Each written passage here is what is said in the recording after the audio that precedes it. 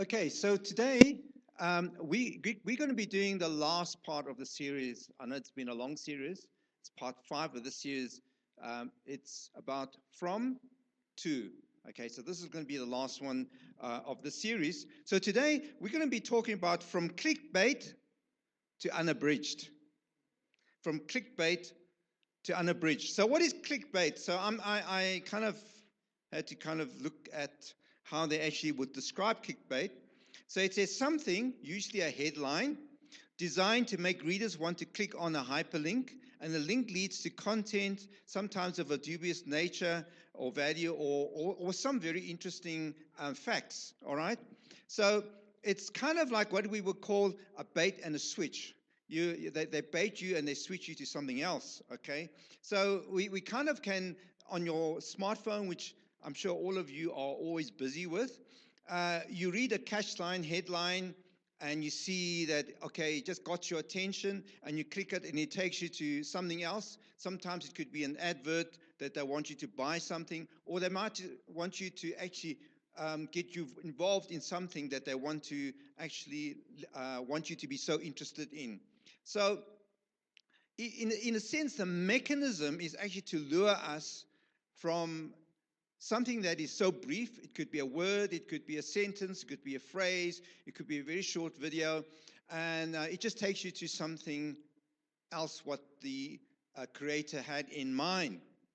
Now, all of us, we're kind of like foragers, like our ancestors. You know, when ancestors in the early days, they would forage for food, they would really hunt for food. We, in a sense, sometimes in this modern world, we forage for information.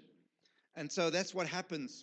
And as I said, what happens is when you click on what we call the clickbait, it promises something that's unbelievable, or sometimes they will put something that is very provocative, that makes, or shocking, that you actually want to get more information about it. So what happens, it takes you from something that is very brief to something else that which they actually had in mind.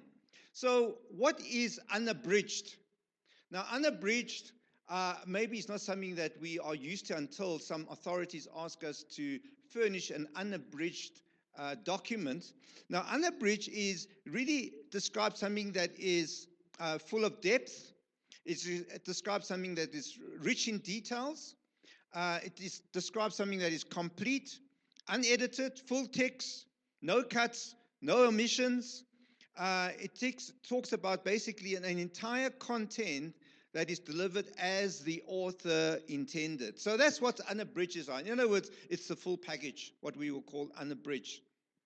Now, the concept of clickbait is not something new. Okay, so today we're not talking about the mechanism, we're talking about the mindset, the attention. Now, before social media came into being and before we even heard of the word clickbait that was invented, we, as human beings, we were locked into the same mindset. Why do I say that? Because back in the days when even there was no internet, personal individuals, you would always gravitate towards a headline. You would look for briefs, you look for summaries, you look for key points.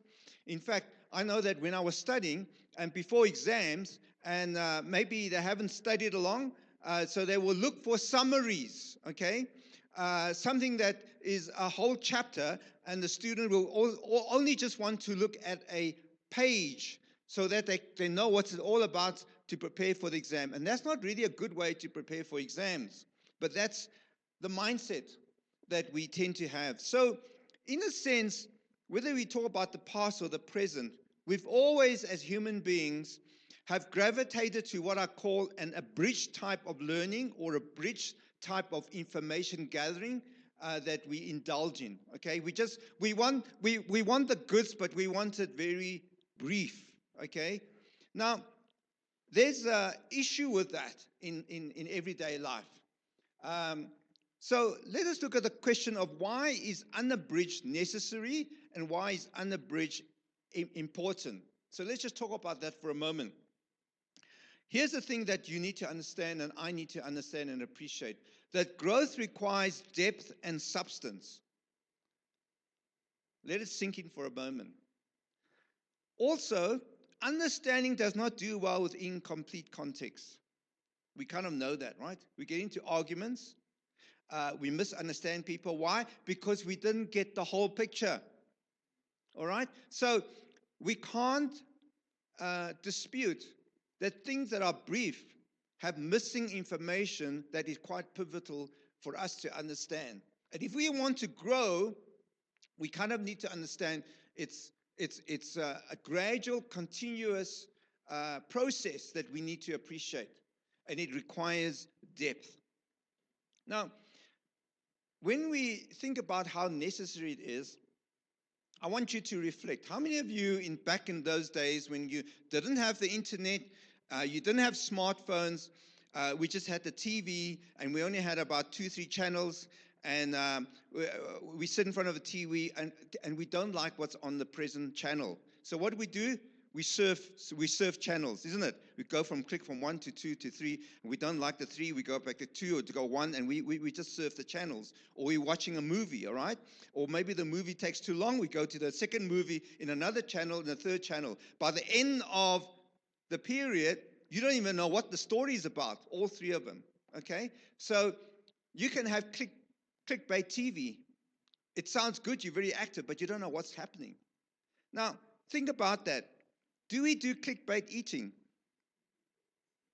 Actually, you do. You start snacking.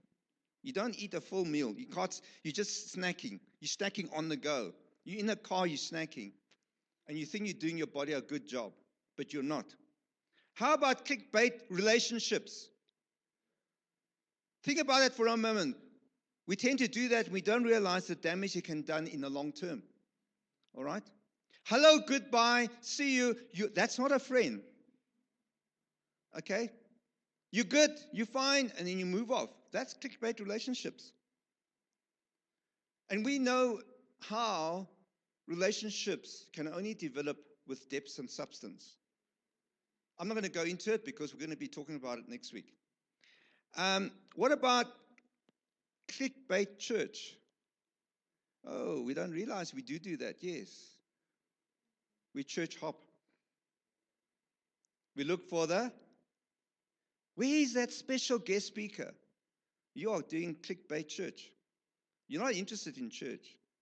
You just want to have a taste. Back in the day when there was a period when during COVID we were doing online church, how many of you have a whole spectrum of sermons that have been preached, and you start with the first 2, it doesn't sound so interesting, you go into the next one, that's not church. But we do that. Now, I want to talk about clickbait spirituality. What do I mean by that is that we got to be careful of how we can be formed. You see, when I talk about clickbait, I'm not talking about the mechanism. I'm actually talking about the mindset. As I said before, back in the day when there was no technology like we are using today, we already have that mentality. Mentality that doesn't talk about depth or substance. We just flit from one to another in a very brief and shallow way. Here's the thing.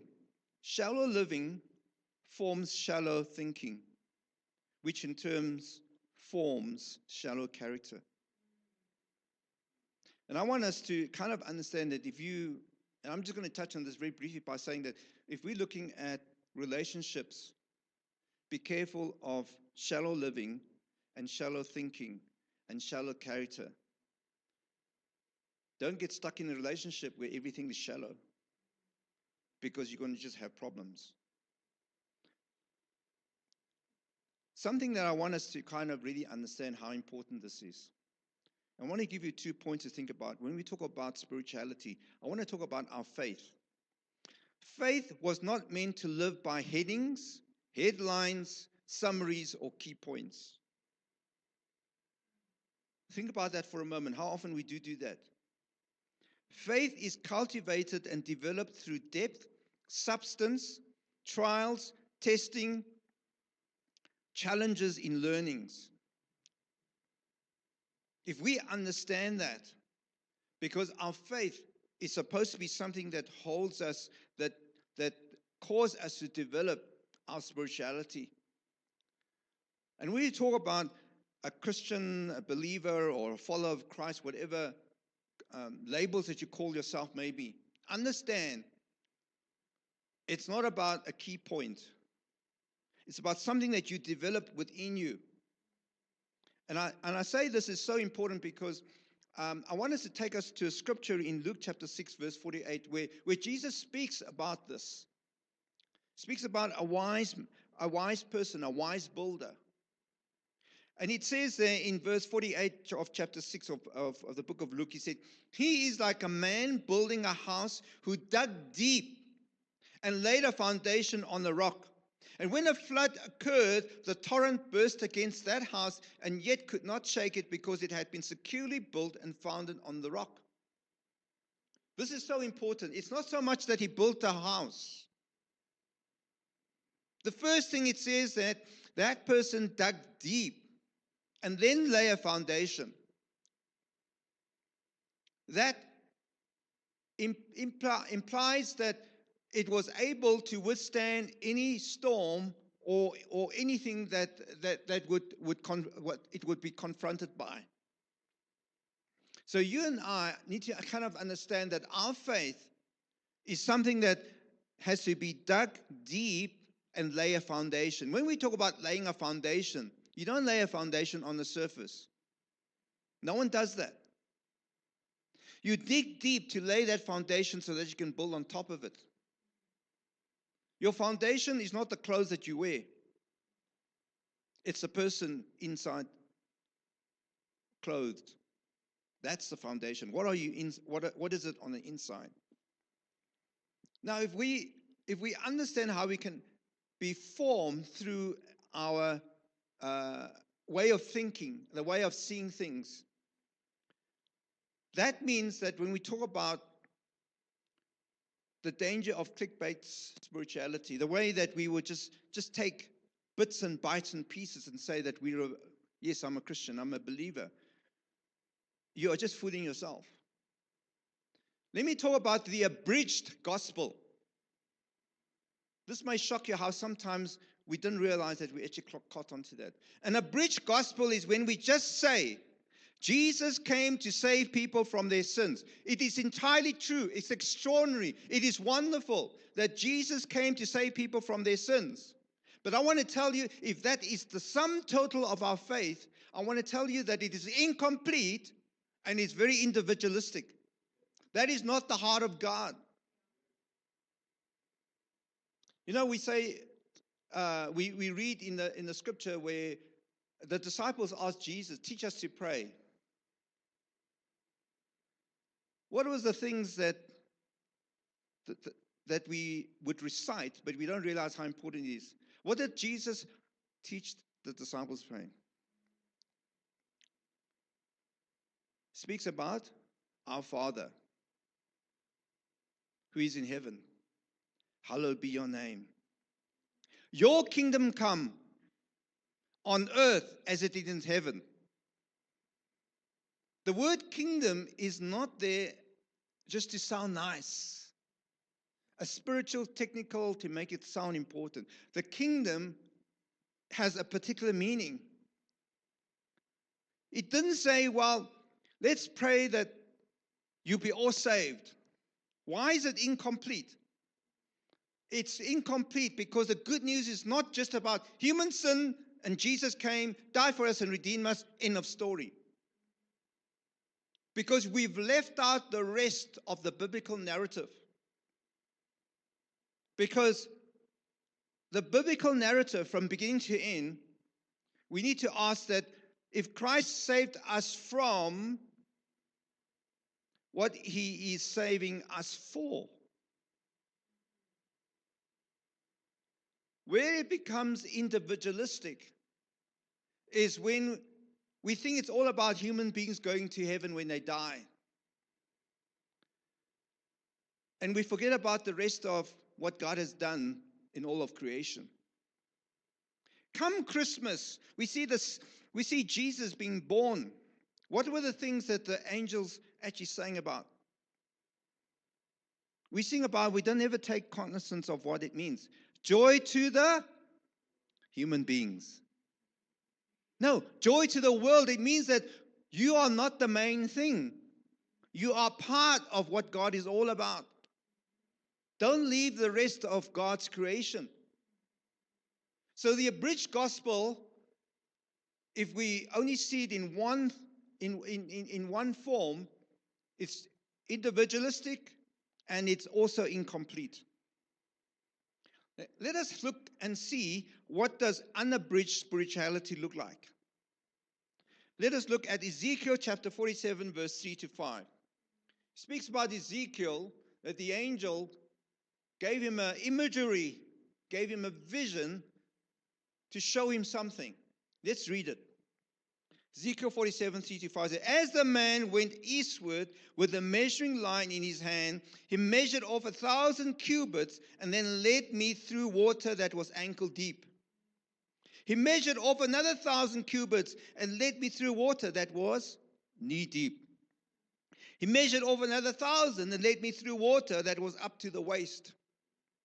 He measured off another 1,000, but now it was a river that I could not cross because the water had risen and was deep enough to swim in, a river that no one could cross. I want to say to you that ankle deep is God's minimum. And so often it's sad that as believers, we have allowed ourselves to be satisfied with God's minimum, just ankle deep, because it's kind of safe. You got your feet wet. And that's all the experience that we have. Don't settle for God's minimum. Charles Haddon Spurgeon said something like this. He said, some Christians sail their boat in such low spiritual waters that the keel scrapes on the gravel all the way to heaven, instead of being carried on a flood tide. And I think that sometimes we think that is good enough. That is not God's best for you. He didn't design you to scrape on the gravel all the way to heaven. Here's something that I read that kind of gave me, developed a little bit of an insight. Now, I don't know how many of you enjoy swimming. I don't know how many of you love swimming, or maybe you're in the water and you understand what's it all about. Here's what it said. He said, when you are swimming, you are in another element. Why? Because when you're in the water and you're actually swimming, a new law operates. Just like that passage of scripture, when you were ankle deep, no problem. You just experience a wetness. When you were waist high, you kind of feel a little bit unsteady, but you still feel half of what you used to feel. But when you're swimming, all of a sudden, your feet is not on the ground. All of a sudden, the laws of floating and the laws of being in that realm changes your mindset. So if you and I begin to dig deep into what God has for us in an unabridged life, we begin to see more than what we already first tasted, because God has more for what we are to become. So I want to lead you to the picture of formation in a disciple's unabridged life. What does the unabridged life of a disciple look like? Now, I want to look at Psalm 1 and from 1 to 3, but we're basically going to look at 3. But I want to read verse 1 in that passage there. Blessed is the man. It's not an option, but this is what God has. It says, blessed is the man, and then we jump on to verse 3. It says, and he will be like a tree firmly planted by streams of water, which yields its fruits in its season. Its leaf does not wither, and in whatever he does, he prospers and comes to maturity. You see, the key thing is that the tree is firmly planted. It's not a tree that is kind of floating wherever it feels. Sometimes as human beings, we do that as individuals. We prefer options and we just float where it feels good. We got to be careful because it says there, like a tree that's firmly planted. It is very strategic. It says planted by streams of water. It means that it's planted where it is drawing from the source. And when it does that, it says its fruit will come up in its season. And it says that they will mature and prosper. That can only happen in an unabridged way. So how do we transcend beyond the clickbait attention mindset? I just want to give you 3 things to think about where we go beyond a clickbait a mental mindset. The 3 things that I want us to give it some thought. Lead and manage the attention that you confront or consume. It doesn't have to be a smartphone. Lead whatever attention that you confront, whatever attention that you consume, lead yourself and manage that attention. Number 2, let your values steer what gets your attention.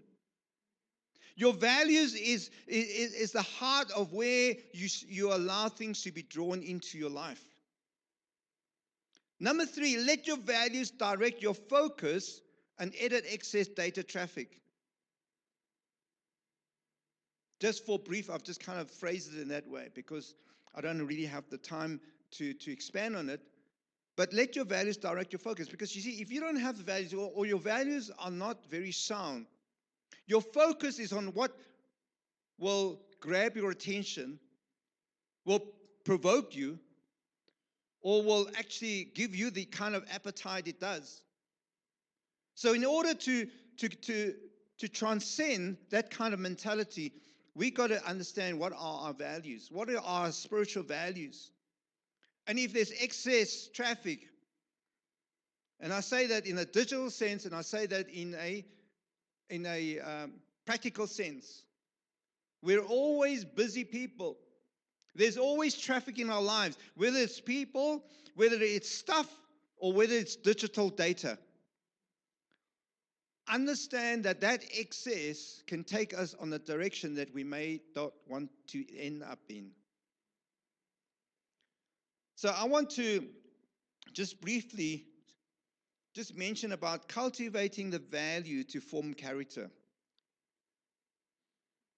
Briefly, I'm saying that your view changes your response. I'll mention 4 areas, but I'll only just going to elaborate the first one. You see, when we want to cultivate value to form the character, why is it so important? Because if we are to grow with depth and substance, then those 4 things can happen. If we understand that we can't have a clickbait mentality in life. You can't just live on headlines and key points and summaries. So the first one I've got is solving problems, creative innovations, scalable possibilities, and sustainable outcomes. Let me just touch on the first one, solving problems. Now, whether you call a problem, or you call a problem a challenge, I'll leave it up to you. Be that as it may, sometimes the way we view problems is the way we respond like fashion. Because sometimes we can see a problem as a curse, we see a problem as being an attack, or we can see a challenge as, it doesn't matter what you call it. But let me understand this, is that if we are to cultivate something in our character, then we need to take problem and how we view problems can actually shape how it's going to affect the way that we respond to it. Solving problems is pivotal in forming character. It's pivotal when you are entering into an unabridged life. You are going to have to solve problems.